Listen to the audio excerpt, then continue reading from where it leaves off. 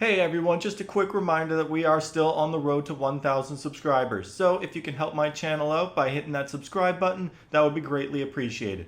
Also, if we hit 500, I still promise to do a face reveal. Thank you for your time, and I hope y'all enjoy the video.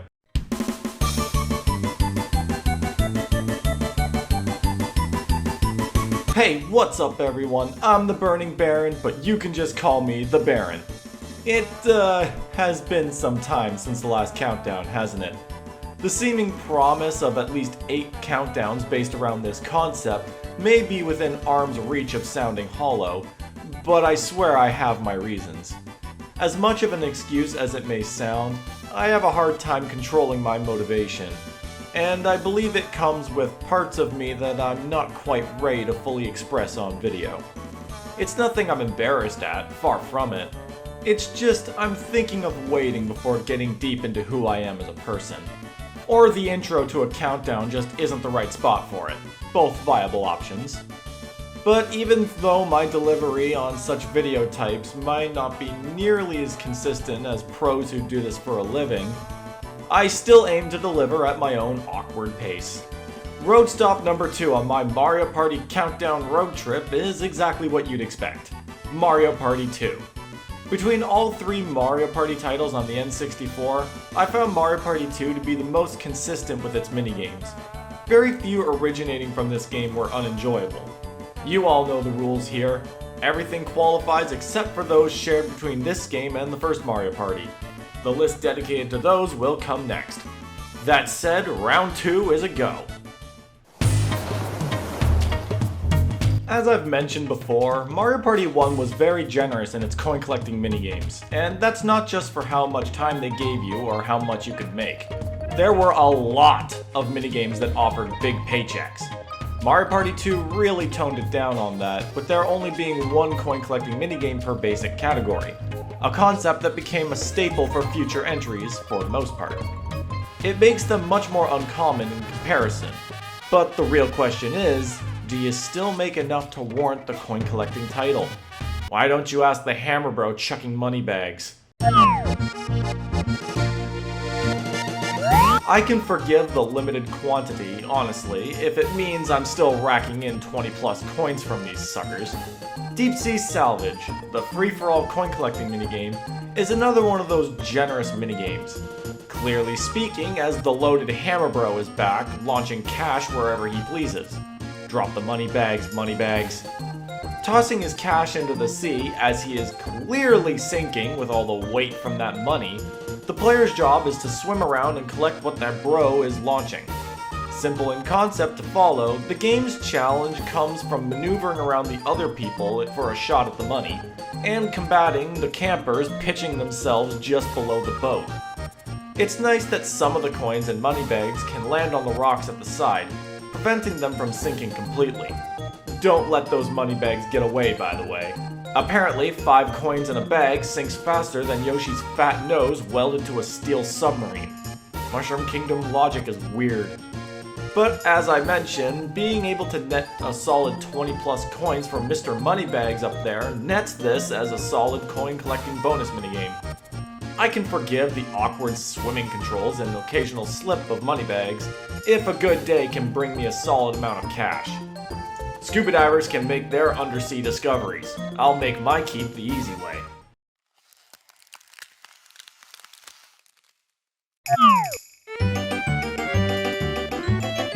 There's something about simple minigames that I just enjoy. As I mentioned, sometimes it's nice when the game hands you a simple concept that gives the effort a break in exchange for something so low IQ. Low effort, not hard, just a simple cruise to a free 10 coin paycheck. Toad in the Box is yet another great example of simplicity done right. Press the A button, hit that block above you to get Toad free, and get your pedestal higher than the others. Simple in concept and execution, the extra detail here is that the dice gets faster with each time Toad is freed. This means timing is everything early on, but quickly becomes luck-based when the dice is spinning so fast that timing is near impossible. Being the first one to the final spin is nothing more than a head start against your opponents. A head start you can't control if you squander or not. That's kinda what makes this game so much fun. With a full group of friends, it can get really heated when everyone is on that fourth step and mashing the A button for a 25% chance at victory. And even better in the fact that being good or bad at the game overall means very little in this case. Aw, did the best of the best lose? Guess RNG wasn't pleased with the star robberies. Behold, punishment beyond your control. Shall it be the Chain Chomp or Baby Bowser? 2 ways to pound you flat and waste your time. Meanwhile, that person you just robbed won. Karma hits you like a sack of thwomps. One of the better rectifying points of Mario Party 2 was the big increase in 2v2 minigames. Remembering that the original Mario Party only had 5, seeing that total increase was great for diversity. Sadly to say, not many of Mario Party 2's team versus team minigames were all that strong in my eyes, and 5 are out of commission for this list. Looney Lumberjacks is a full minute minigame that can be wrapped up in like 12 seconds.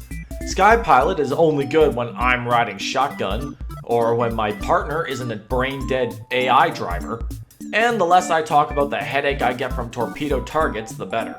Well, guess I'll just lean on my Canadian side for this one. Full disclosure, I'm not actually a fan of hockey. Yep, a Canadian who doesn't care about hockey. I'm also part Dutch and don't care much about soccer. But speed hockey? Now you're talking my language. Pong players may remember the rush they got in the olden days when that little white square blazed across the screen when rounds got intense.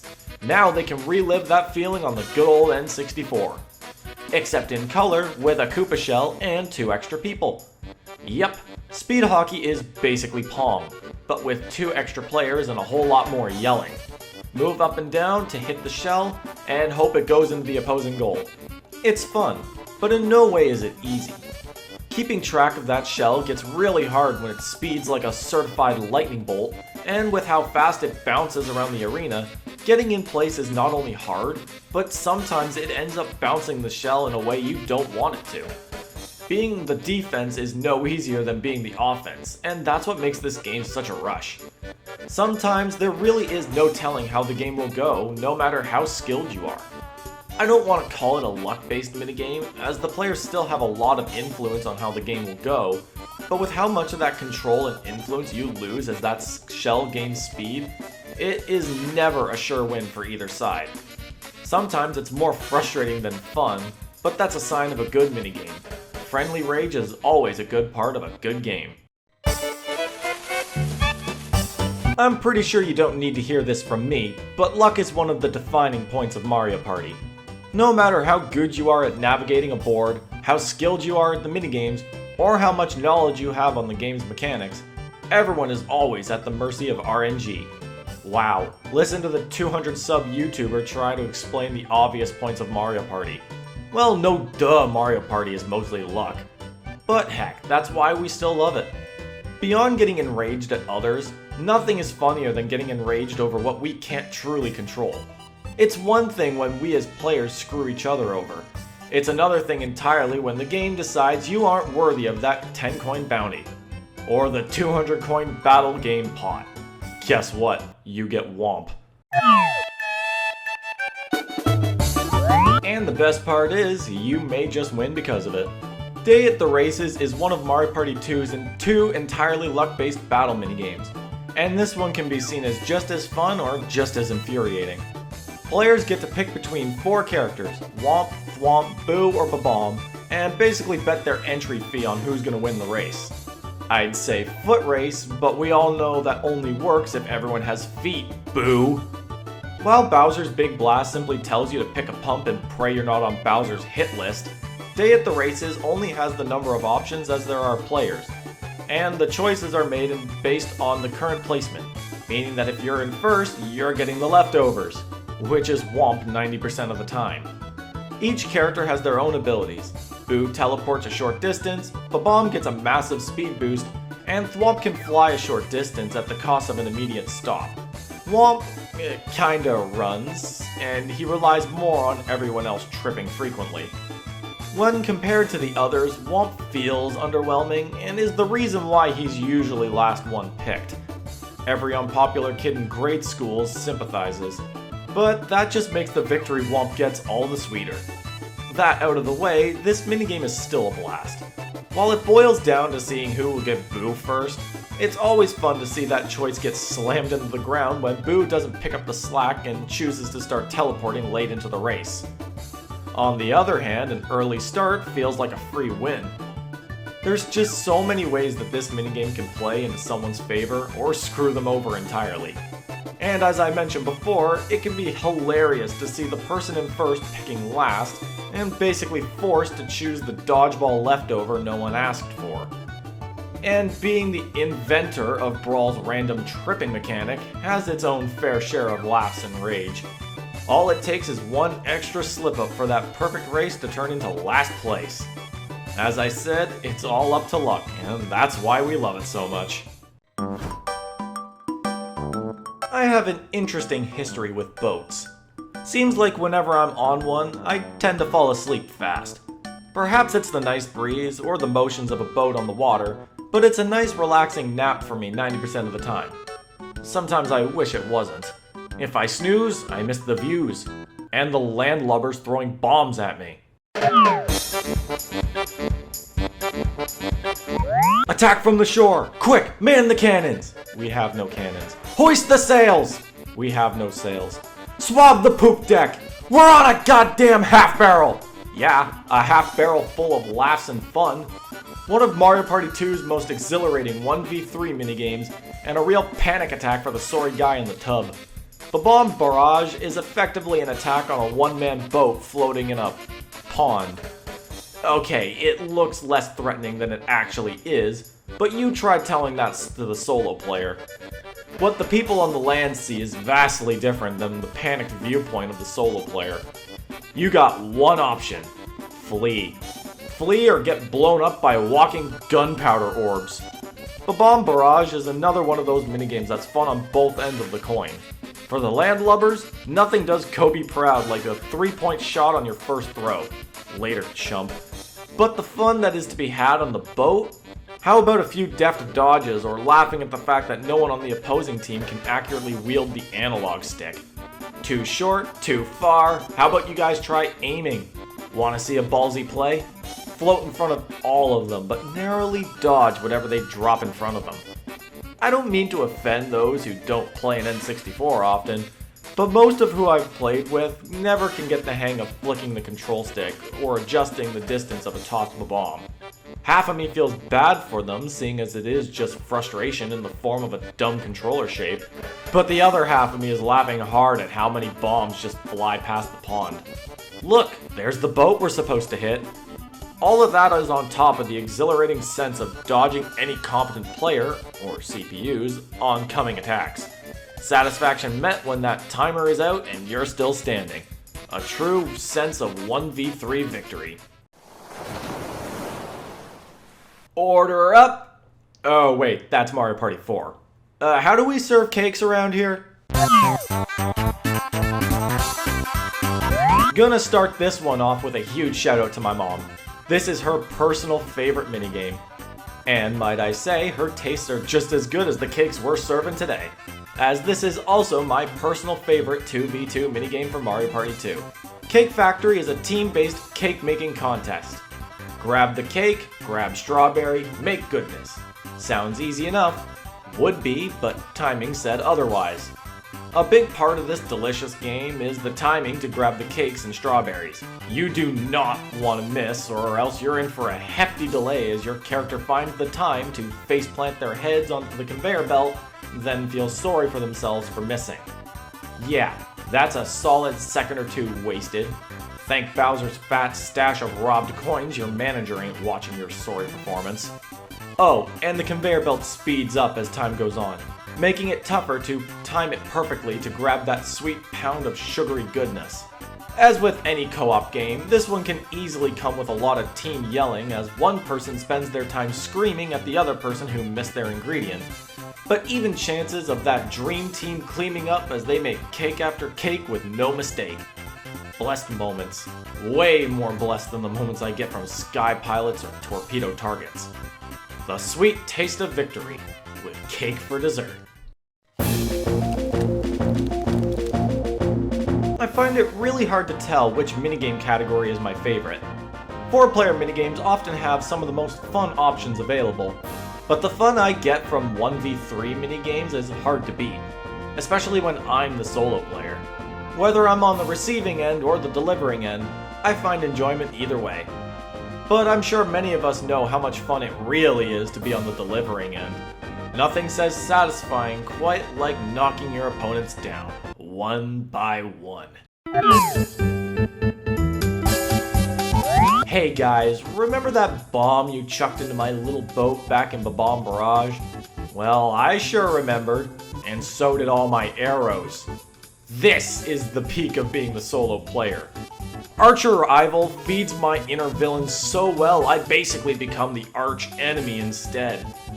Forget being a rival, I'm the one holding the bow and arrow set. You try and William tell me to put it down and let you walk away peacefully. Speaking of walking, ha! Wooden cutouts wish they had that luxury. Your opponents? Nothing more than PNGs plastered to make fancy looking targets. Archer Rival is a fun little game of William Tell against 3 semi-defenseless rivals. They got right and left as moving options, and even those come with roadblocks. 2 randomly placed mandatory NPCs can easily act as competent roadblocks just by existing, for no reason other than to be extra targets that give the solo player more coins. I know I may be hyping this up to seem like it's tilted in the solo player's favor, but the reality is it's not entirely one-sided. If left alone, a competent player can easily evade the solo player, as there is a bit of delay time in loading and firing an arrow, just enough to narrowly move out of the way. But the solo player does have a bit of an edge against the 3 players. With the random bots getting in the way, it makes trapping some of the players way easier than warranted, seeing as the AI has no concept of working with the 3 players, but also no concept of working against them. They just do their own thing at the cost of either side. But at the end of the day, this minigame is all about feeding that raw power at your disposal, putting those 3 players in their place and pray they don't collaborate against you later. Remember, Boo doesn't pick favorites. Ready, aim, and shell-shocked! If you held me at cannon point and asked me to place this game lower, I'd no doubt have a cannonball replacing my head within seconds. Good thing I swapped things around before someone could fire. What was originally placed at number 5, I had to ask myself, do I really like Archer Rival more than Shell-Shocked? No. Shell-Shocked is another one of those minigames that gets everyone going once it pops up, especially when it becomes a 1v1. And with so many ways to play, it amps up the amount of yelling that can happen. Someone's camping behind a pipe, 2 people are hauling ass after mine, and I'm just trying to find a way not to die. Even with CPUs, something hilariously stupid can happen. Often being that all 3 of them are just pointing their cannons at me and decide it's time to blast my ass to high heaven. I'll ask questions about their competence later. But the main point of this game is another simple one, but comes with a few more options for strategic play. While camping behind pipes might not make you any friends, it's not necessarily a dirty strategy. It's called defense, and using the terrain to your advantage is just one of the many ways this game wants you to play. And even then, it's not like you're entirely protected, as lob shots are meant to counter that, albeit with more precise positioning required. It's one thing to go in guns a-blazing and fire as much as you can, but to get that camper in the corner will require some thinking and positioning. Teach everyone there's truly nowhere to hide. Fight me like a man, hide in the corner behind a pipe. Either way, it's a fight to the wire and only one of us is making it out alive. Until Superstars decided every survivor wins. Fight to the death my ass. But hey, it's still a fun game no matter who's pointing their cannons my way. Normally, when I think of video games, I tend to think of fictional adventures that I can just immerse myself in. Imagining what it would be like in the shoes of the hero. losing myself in a fictional world and becoming one with the world beyond reality. Laws of physics? Laws of gravity? Laws? Who needs them when you're in the world of make-believe? So for all the time I spend with my brain turned off, what happens when my mechanical box playing my 1 hour of fun tells me to start thinking? Hey yo, last time I checked, I turned this stupid thing on to avoid math. What makes you think... You know what? I think I can let you off the hook for this one. Scenario. You and 3 buddies are gathered around the old N64 with a nice game of Mario Party 2. Things are a little tense. Someone just had their star robbed from them, and you can feel that tension rising. Then the minigame roulette dictates that you'll be playing Honeycomb Havoc. Suddenly those 3 buddies are now your enemies in the making, and you'll probably be down 3 friends should you lose. On top of that, you gotta use your brain, so you're not happy about that either. What's a Mario Party 2 minigame countdown without this minigame? The equivalent to landing on Park Place in Monopoly, Honeycomb Havoc is a minigame that manages to combine thrills, betrayal, and mixed emotions in a tiny little ass game played between sessions of RNG torture. Hit that block, collect some fruits and coins, and pray you don't end up with that angry beehive. And when I say pray, I mean pray you don't have some jackass in front of you plotting your demise. Best plan theirs before they execute yours. Aside from actually having to use your brain for this minigame, all the fun comes from the chumps around you and the reactions that are guaranteed to come out once 3 people lose. The concept isn't itself evil, it's how they want you to play it. Your job is literally to use your brain and plan the defeat of 3 others, and by any means necessary.